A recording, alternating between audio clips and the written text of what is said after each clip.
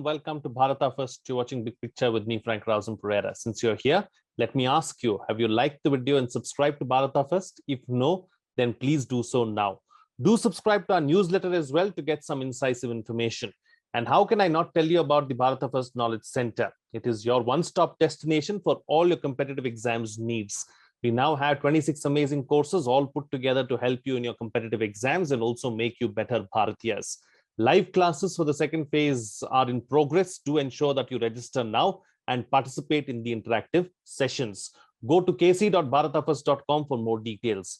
Many candidates who cleared the UPSC CSE this year have thanked Bharata First and the Knowledge Center for playing a big part in their success. So don't be left behind and don't regret later. Register right now. You can also download the Bharata First app and get all the latest information there. And there are several free quizzes and other free programs that are undertaken on the app as well. So make use of that too. All this information along with some must-see recommendations are in the description of the video. Please go through it. And now on to the discussion. Well, China on Sunday pledged closer cooperation with Pakistan under the $60 billion CPEC investment program and called for resolving the Kashmir issue properly and peacefully while opposing any unilateral actions that could complicate the situation, as Prime Minister Imran Khan held talks with the top Chinese leadership, including President Xi Jinping. Khan called on President Xi on the last day of his 4-day visit to China to discuss a host of issues, including the slow pace of the China-Pakistan economic corridor and increasing concerns of Beijing over recurring attacks on Chinese personnel working in its various projects in Pakistan. In his meeting with Khan, Xi said China firmly supports Pakistan in safeguarding national independence, sovereignty, dignity, and fighting terrorism. He said China is willing to join hands with Pakistan to push forward the in-depth development of the CPEC and ensure the implementation of key projects. In this edition of Big Picture, we will analyze the Pakistan-China nexus. Joining me on the program today are Major General Dhruv Katoch, retired Director, India Foundation, Professor Srikant Kondapalli, School of International Studies, JNU, and Dilip Sinha, former ambassador. Thank you to all my guests for joining me on this edition of Big Picture. Ambassador, let me start the program with you first. Let's try and understand your thoughts on Prime Minister Imran Khan's visit to China. What did you make of it? His 4-day visit, concluded over the weekend, but there are several bits of news that came out of it. Firstly, it started off with how he was invited by a very junior minister, and from there on it seemed like he was dictated to while he was in China. Your thoughts? Well, that news did start flying all over the social media, and it did seem a little odd that the agreement that they signed on CPEC was signed by the concerned officials, but the Chinese head of government was not present. Normally, when such agreements are signed by officials, you have the heads of government present and giving their blessings to the agreement. So it was a little odd that happened. But one must keep in mind that this visit has taken place at a time when the Winter Olympics are taking place. Obviously, there are other guests as well. So it's a very big setting for China. So Imran Khan could not possibly have expected to get exclusive treatments. One must make that concession to this, but nevertheless, it is a little odd that Imran Khan should have been allowed to let that agreement be signed without any senior, the counterpart being present at that meeting. But for China, again, this visit was important because so many governments have politically boycotted the Winter Olympics. The fact that you had Imran Khan coming was important for China also. So I don't think China would have deliberately wanted to snub Imran Khan. There weren't too many heads of governments present at this event. So one has to keep that in mind as well. China also would have wanted to play up the visit, especially since even India at the last minute decided to stay out of the boycotted diplomatically. Absolutely. Professor, let me bring you into the picture now. Several important key issues as far as Islamabad and Beijing are concerned were discussed and analyzed during this meeting as well. China raised concerns yet again about how its workers and employees in Pakistan have come under attack, and that continues to be a big major concern area as far as China is concerned. The CPEC too has been discussed, threadbare this time around. How would you look at all these developments? Yeah, I think from a Chinese perspective, the joint statement with about 33 points between China and Pakistan, it was quite a elaborate joint statement. And of course, CPEC has been mentioned, China-Pakistan Economic Corridor. Interestingly, the joint statement mentioned about Pakistan's contribution for counterterrorism. And we have to go back to the Soviet occupation of Afghanistan when the Chinese military intelligence trained the Mujahideen, and all of them now in the Fatah region, with links to the Al-Qaeda, Taliban developed over a period of time. So there is this China-Pakistan, joint activities on terrorism and counter-terrorism issues. And the Imran Khan's visit coincided with the Baluch incident, where 9 Pakistani soldiers were killed at least. And there is also the TPP, blow up in the hydroelectricity project, and where 11 Chinese were killed in that incident. The Global Times wrote an article saying that they will use missile systems to attack the terrorists. They had done an investigation. Chinese have done the investigation of those incident at the hydroelectricity in KP. So there is a concern for the Chinese. But what is more important is the CPEC has been so far lucrative for China. Over $42 billion have been invested in the road, highway, fiber optics, and other infrastructure projects. And of course, the Gwadar, as they say, the 4+1 project. And in the whole process, the Chinese seems to have been now on the upper hand. In fact, the Pakistanis appear to be losing interest in the US, although IMF had given them the $1 billion loan, renewed this. Nevertheless, as Pompeo previously mentioned, some of these loans cannot be used for CPEC, repaying of the loans for the CPEC projects. So there is some conditionalities coming up, but it appears from this statement, the Pakistanis are now overtly dependent on China. So this is a very stark significance that comes out of the joint statement. They did mention about Kashmir, but the Chinese stuck to the previous position on the United Nations Charter, the Security Council resolution in 1949, and the other, bilateral arrangements like the Shimla Pact. They didn't mention Shimla Pact, but nevertheless. Since the Chinese have raised this issue in the Security Council twice in 2019 and once in 2020, so it appears that the Pakistanis appear to have gained much on the Kashmir issue, but the Chinese position has been more officious at the moment. And since they have not raised the Kashmir issue for the past 2 years, 1.5 years in the Security Council, partly because the other P4 members are not in agreement with the Chinese position. So it appears to be that the Pakistanis have gained some on the Kashmir related issue. But nevertheless, on the CPEC, they went with a begging bowl to China. And the fact that the CPEC has been reiterated by the Chinese several times in the joint statement, right. Just that, and reinforcing Imran Khan's geo-economics focus rather than geopolitics.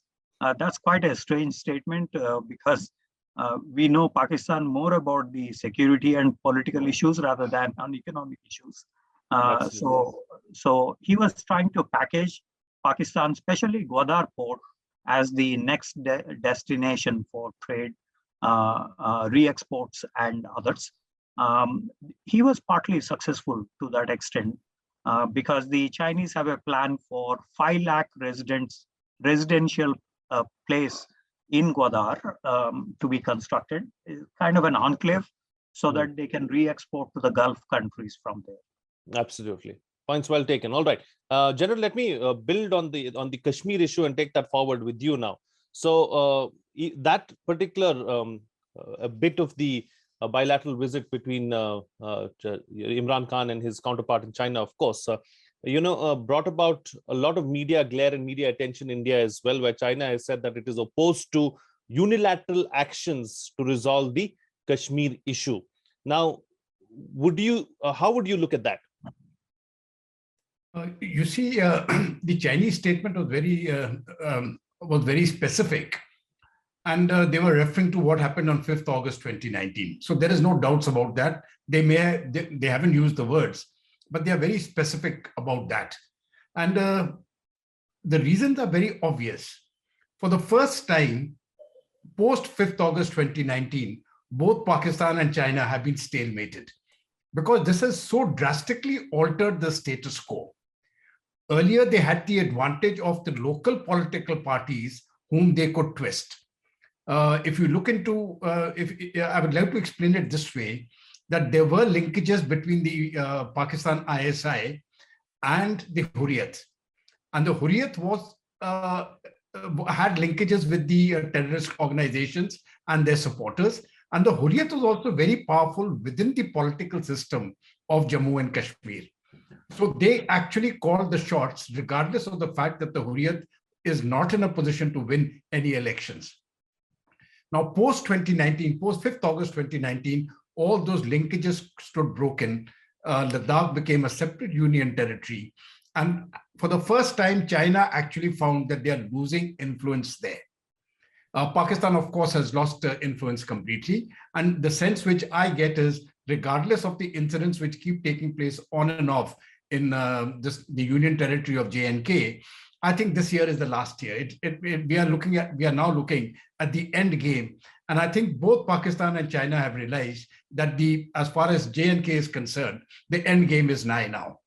So I think that is one of the reasons why China actually made that statement.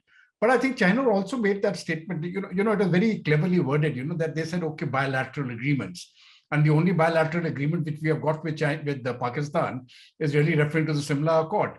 So in a sense, I think they try to in this particular statement, I think they were trying to please Pakistan, but at the same time, they were not trying to displease India on this statement itself. That's the best way I can put it. But please remember that post 5th August 2019, the Chinese at that point itself came out very strongly against what has happened, because they realized the political implications of this particular move. Frank. Absolutely. Let me just build on that and take that forward with you, Ambassador. So how have we been taking on China and Pakistan diplomatically at international fora? That is one.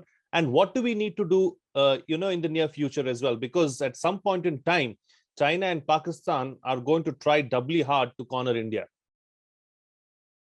Well, yes, that they have been trying to do for the last half a century, both diplomatically and militarily, to try and change the status quo and to our disadvantage.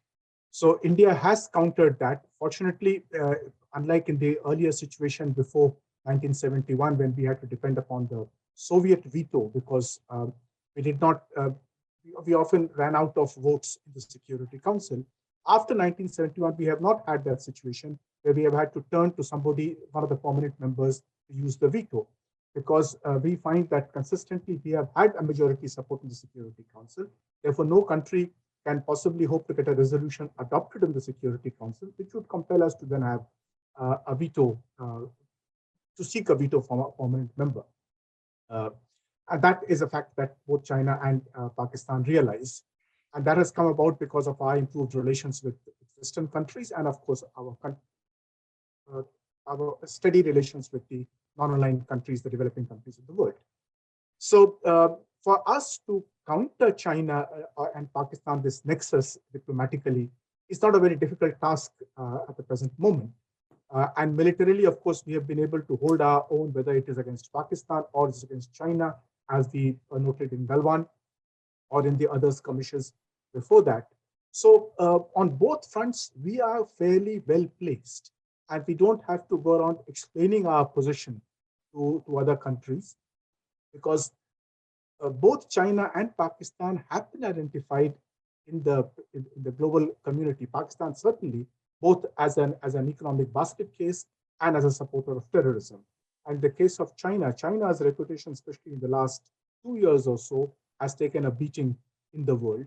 And again, its credibility has gone down. The aggressive postures that China has made in South China Sea against the smaller countries of ASEAN, against Taiwan, against countries like Japan and Australia, have impacted its image to a point where diplomatically in the world, they are no longer concern for us. Yes, militarily, if they combine and there's a military invasion, that's a different story altogether. But then there again, we are very well placed with our improved relations with the Western countries, the Quad, which makes our position extremely strong. And that is one of the reasons why I think both China and Pakistan have kept their rhetoric to a controlled level, where they reiterate their existing positions without seeking to provoke India or to get India into adopting a more aggressive position on the commentary that they have made out. Absolutely. Just taking this particular aspect forward, Professor, so the rhetoric seems to be low at the moment. What is the game plan as far as China is concerned with regards to India? Well, as you know, the 14th Corps Commander meeting has not really resulted in a success, although it's slightly better than the 13th Corps Commander meeting recently, last year, in the sense of a joint statement that is issued.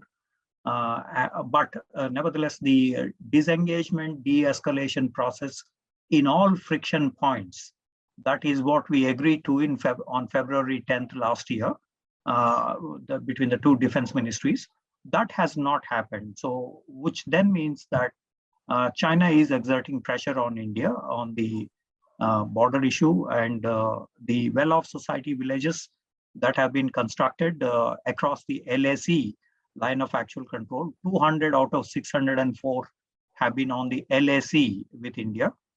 So there is that second pressure that China is mounting. In addition, of course, to the deployments and infrastructure developments and so on. But interestingly, with implications to India, they have these well-off society villages also being planned in the POK areas, Pakistan occupied Kashmir areas. So that is a new trend, which means that the Chinese may possibly be physically occupying some of these regions if the Pakistanis are not able to pay back the CPEC related loans, because we have had the history of Sakshgam Valley, Agil, Shimshal, Ruksam, transferred by Pakistan to China in 1963. So there is this prospect of, in the case of Pakistan defaulting, there is the case of parting with some of these territories or strategic assets that are being built with the CPEC. So this is a possibility which has implications for India, of course. The instrument of accession will be problematic from that point of view. Number two is the two-front war under nuclear threshold related. And this is an area where India has concerns because of the, as you know, S-400 has been deployed in this area now. And so it is for both Pakistan and China in terms of countering any ballistic missile attacks on India. So the nuclear factor here is quite visible. And of course, since we have not had the success in the Corps Commander level meeting on the border, on disengagement process, there is a potential two-front war is created on the China-Pakistan front against India. So that is also a major problematic that India has to look at more carefully and, of course, prepare. We have been preparing from 2009 when General Kapoor, the then army chief, raised that issue of two-front war under nuclear threshold. Since then, successive army chiefs have mentioned this in public. So we can say that there is the two-front war under nuclear threshold that is an implication for India.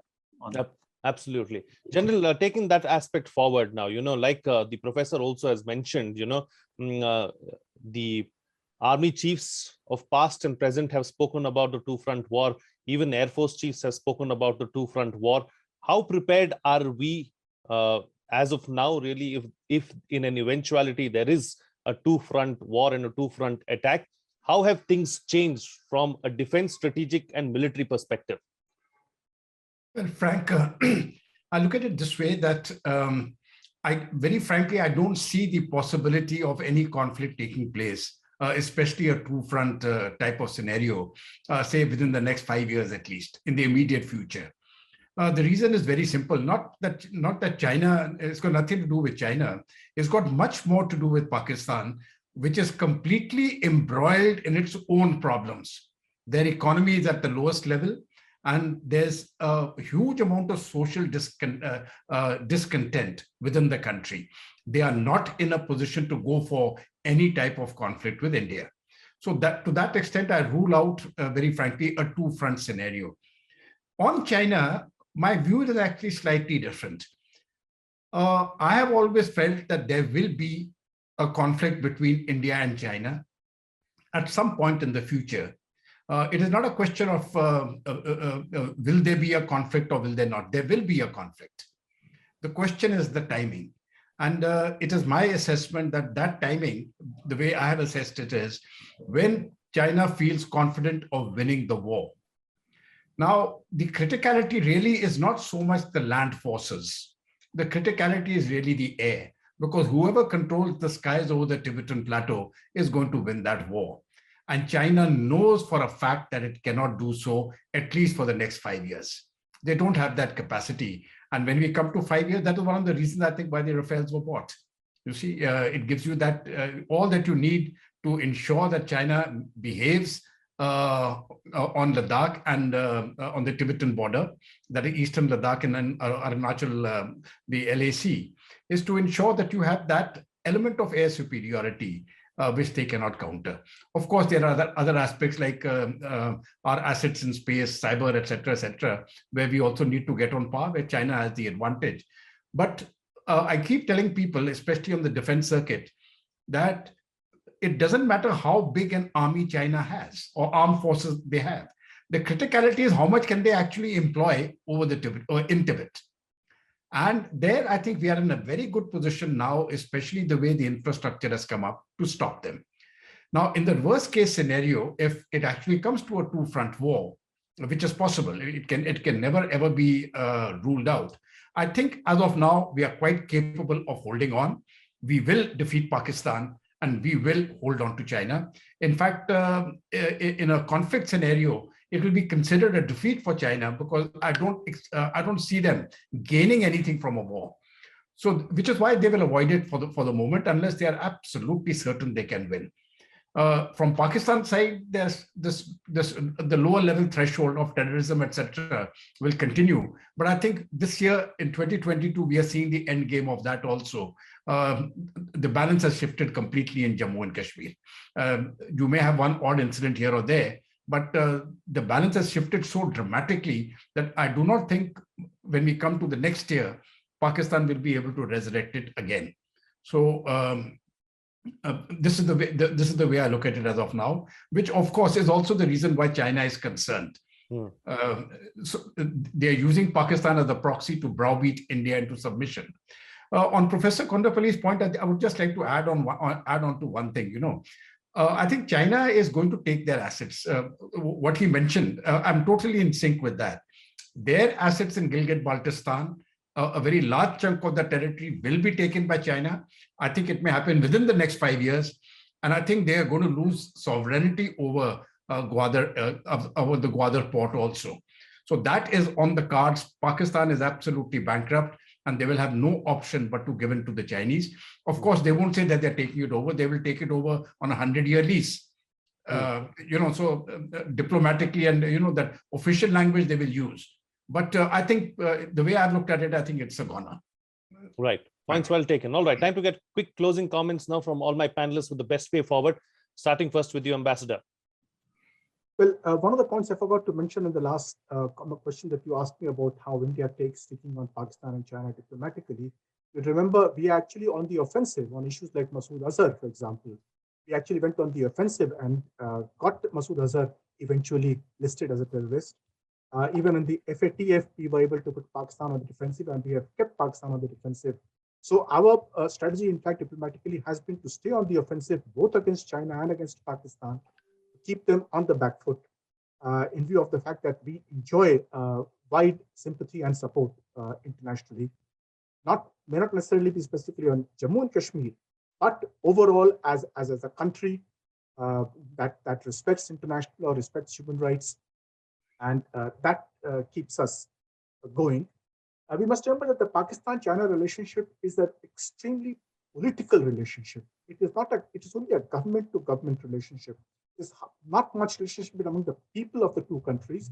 And in fact, the Chinese workers who work in Pakistan live constantly in fear. They live in cantonments. And we have seen the recent incident where Pakistan had to pay compensation of $12 million for 9-10 Chinese killed. So that will always be a fact that we lay upon China when it seeks to acquire territory in Pakistan, whether it is Gilgit, Balthistan, or it is Gwadar. It will have to keep in mind that it is on hostile territory. So China has tried to build a certain economic angle to the relationship through CPEC, but that is not going anywhere. Gwadar Xinjiang route has not become a major import or trade route for China with the rest of the world. Yes, it has helped Pakistan and China-Pakistan relations, but that's about all. So I think this relationship is a very tense relationship that is kept going only by the two governments, which are extremely conscious of their political importance, and they want to ensure that nothing comes in the way of this relationship, not even whether it is repression of Muslims in Xinjiang or killing of Chinese in Pakistan. So it will always be a very tense relationship kept afloat by the two governments. Absolutely. Professor. Well, I would like to add that the Imran Khan's visit to China had reiterated the all-weather friendship between the two countries. But one other added dimension is the Afghanistan issue, where both are coordinating with the Taliban in terms of the new government formation and the stability in Afghanistan. So from China's perspective, the WTC, Western Theater Command, who had a new commander recently in Wang Haiqiang, it appears that the Chinese are demanding for a buffer zone in Badakhshan province. And it is likely that China and Pakistan are working in this direction. With Sirajuddin Hekmatyar as the Home Minister, Interior Minister, the Chinese have much clout in Afghanistan. So China-Pakistan project is now spilling over into Afghanistan. This is one that has also been reiterated in Imran Khan's visit to China. Absolutely. And General, please close the show for us with your concluding remarks. Well, Frank, I think what we need to do is, as far as the political and diplomatic initiatives are concerned, we need to continue doing what we have done so successfully for the past 5 to 7 years. That has been a great success story. Militarily, I think what we need to do is to continue with the infrastructure development right up to the LAC. The very fact, it doesn't really matter that those the Corps Commander level meetings haven't succeeded, and despite having 14 meetings so far. The question is, yes, the Indian Army and the Air Force is deployed, but so are the Chinese, and we are in a better position deployed. We are acclimatized, our soldiers can take it. I don't think the Chinese have that capacity to continue like this for over the next 3 to 5 years. They are going to have problems. As far as Afghanistan is concerned, I think that is going to be their Achilles heel. I have always maintained that the biggest loser in this game, as far as Afghanistan is concerned, despite being seen as the initial winner, is Pakistan. But they are going to lose out very heavily in the long term. We are already seeing the impact of conflict emanating from Afghanistan, spilling over onto Pakistan. And a combination of the TTP and the Balochistan freedom movement is going to keep them embroiled. But the point is that China will keep taking territory. And why I say Gilgit Baltistan is because it spills over to the Xinjiang province. They can hold that area, And when we are looking at Gwadar, they just have to control the base. The problem really is the connectivity in between Gwadar and Gilgit Baltistan. Now, that is a route which they will never be able to control, both the Pakistan military and the Chinese combined. So that is a no-go area, which is why I see no future for the CPEC. But I think for Pakistan, that it is not going to be good news ahead, regardless of the fact that the Chinese, regardless of the meeting which Xi Jinping had with the Pakistani premier. There's one thing which I know about the Chinese: they will do anything, but they will never give money. You see, the Americans are given money, the Europeans are given money. The Chinese, no. The Chinese are going to extract the pound of flesh. And that is something which Pakistan better be careful about, Frank. Absolutely. All right, gentlemen, we'll have to leave it at that. Thank you so much for joining me on the program and putting things into perspective for us. Well, what's coming out of this discussion is that the China and Pakistan nexus is real, and we have to be concerned about it. The rhetoric this time has been low, but it doesn't mean that Islamabad or Beijing will not try their antics. We have to continue to do what we've been doing over the last 5 years at the LAC and LOC. China hasn't been too adventurous, since it is sure that it will not win a direct conflict with India. Pakistan, meanwhile, is in no position to go on an all-out offensive. The pressure will, however, continue from both sides, but we are prepared militarily. On the diplomatic front, we've done very well to keep our troublesome neighbors at check. We have been doing it for over half a century and have only gotten better at it. We've gone on the offensive on several occasions and put them on the back foot. China's aggressive stance on several issues in the recent past has also not helped its cause. Now, before I go, let me once again remind you to like the video, subscribe, and share the video as well, so that more people get to know about Bharata First. Do subscribe to our newsletter to get some incisive information. And how can I not tell you about the Bharata First Knowledge Center, a big success story? It is your one-stop destination for all your competitive exams needs. We now have 26 amazing courses in all of them put together to help you in your competitive exams and also make you better Bharatiyas. Live classes for the second phase have begun. Do ensure that you register now and participate in the interactive sessions. Go to kc.bharatafirst.com for more details. Hundreds are reaping the benefits of the Knowledge Center. Don't be left behind and don't regret later. You can also download the Bharata First app to get a lot of free quizzes and study and knowledge material there as well. All this information, along with some must-see recommendations, are in the description of the video. Please go through it. That's it from me. See you again next time.